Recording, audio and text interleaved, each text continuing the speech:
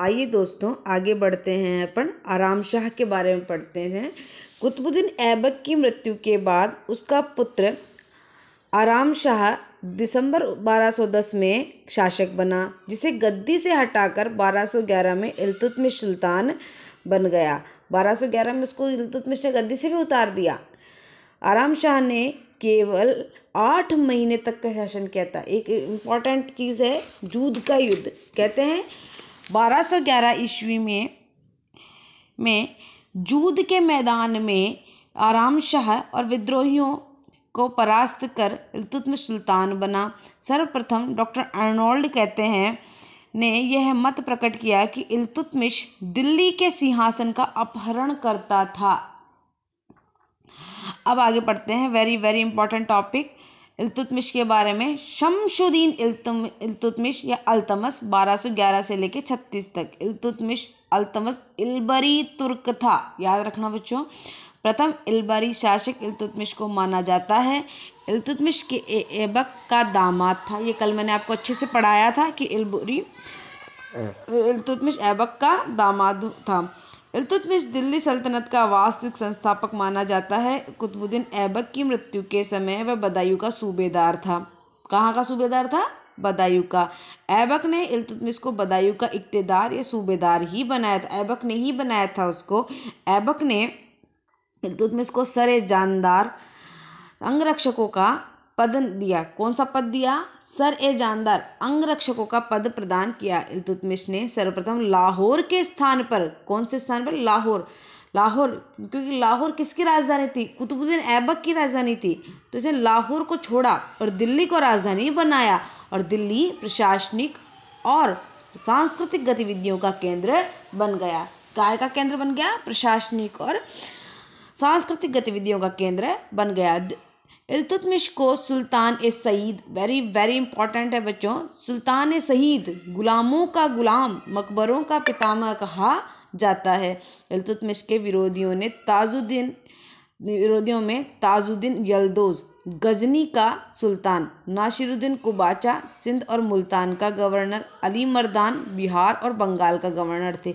इसके जो दुश्मन थे कुबाचा और क्या बोलते हैं यल्दौज गजनी का, ये उसके भी थे, लेकिन उसने इसकी बेटी से शादी कर ली खुद ने। इसको नासिरुद्दीन कुबाचा को अपनी बहन से उसकी शादी करवा दी कुतुबुद्दीन ऐबक ने। ऐसे करके इनको मित्र बना लिया था। पर वो जब राजा बना, इल्तुतमिश मतलब सुल्तान बना, तब वही समस्याएं इसके सामने आ गई। तो सबसे पहले अब अली मर्दान, यही बंगाल बिहार, मतलब सेम कंडीशन पैदा हुई। जो उसके सामने थी वो इसके सामने भी है।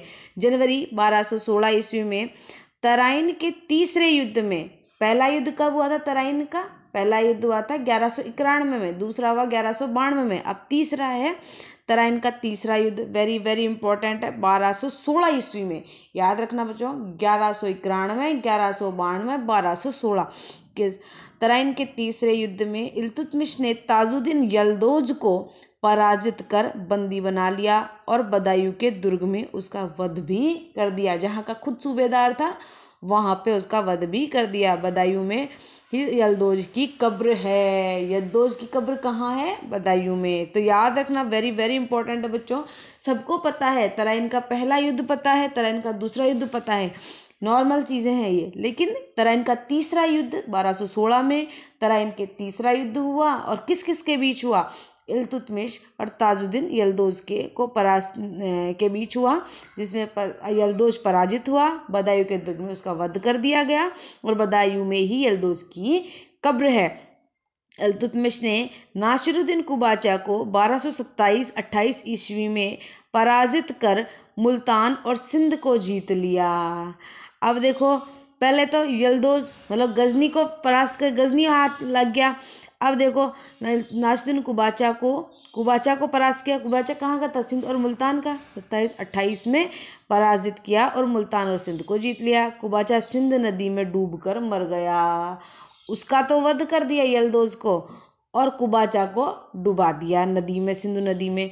सिंध अभियान में ही मिन्हास सिराज इल्तुतमिश को मिला था। वेरी वेरी इंपॉर्टेंट है कि मिन्हाज उल सिराज कब मिला था? इल्तुतमिश को मिन्हाज मिला था सिंध अभियान में, जब कुबाचा को मारा गया था। कुतुबी मुइज़ी सरदारों के विरोध के कारण इल्तुतमिश ने अपने 40 वफादार तुर्क गुलामों का एक समूह बनाया।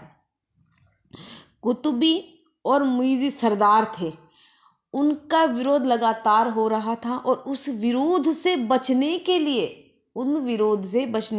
उसने गुलामों का एक समूह तैयार किया, जिसे बर्नी ने 40 या तुर्कान चहलगानी कहा। एक 40 लोगों का एक समूह बनाया कि वो हेल्पर के लिए एज ए हेल्पर बनाया, जिसको तुर्कान चहलगानी या चालीसा बर्नी ने चालीसा कहा है। तुर्कान चहलगानी का सर्वप्रथम उल्लेख इसामी की पुस्तक फुतुह सलातीन, इसामी की पुस्तक का क्या नाम है? फुतुह उस-सुलातीन थी, उसमें इसका वर्णन मिलता है। अब देखो, इल्तुतमिश ने 1221 ईस्वी में नवोदित दिल्ली सल्तनत को मंगोल आक्रमण से बचाया। जब चंगेज़ खां ख्वारिज्म के शाह जलालुद्दीन मांगबरनी का पीछा करता हुआ सिंध नदी तक पहुंचा, तब इल्तुतमिश ने मांगबरनी के दूत ईयान ए मुल्क का वध करवा के मांगबरनी को शरण देने से मना कर बुद्धिमत्ता का परिचय दिया। आपको नहीं समझ में आया होगा।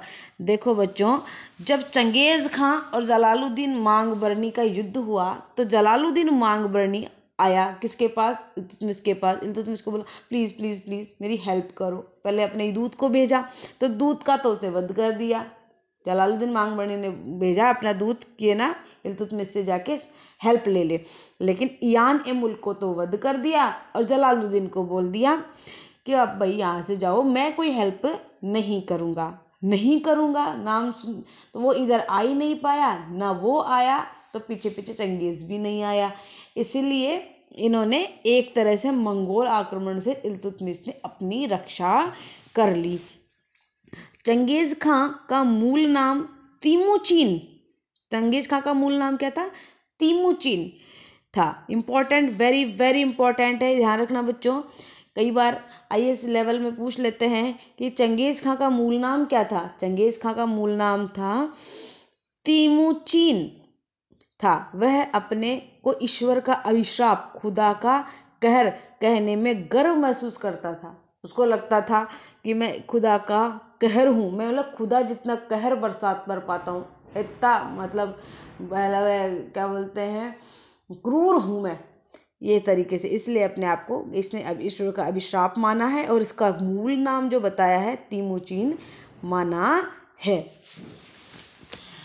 चंगेज़ खां का जीवनीकार जुबेनी था। चंगेज़ खां का जीवनीकार कौन था? जुबेनी था। इल्तुतमिश ने गयासुद्दीन को पराजित कर बंगाल को पूर्णतः अपने अधीन किया। इल्तुतमिश ने गयासुद्दीन को पराजित कर बंगाल को पूर्णतः अपने अधीन कर लिया। तुगलक वंश वाला आएगा ना, सॉरी क्या बोलते हैं, ये दूसरा वंश का था। ये गयासुद्दीन को पराजित कर बंगाल को पूर्णतः अपने अधीन कर लिया। गयासुद्दीन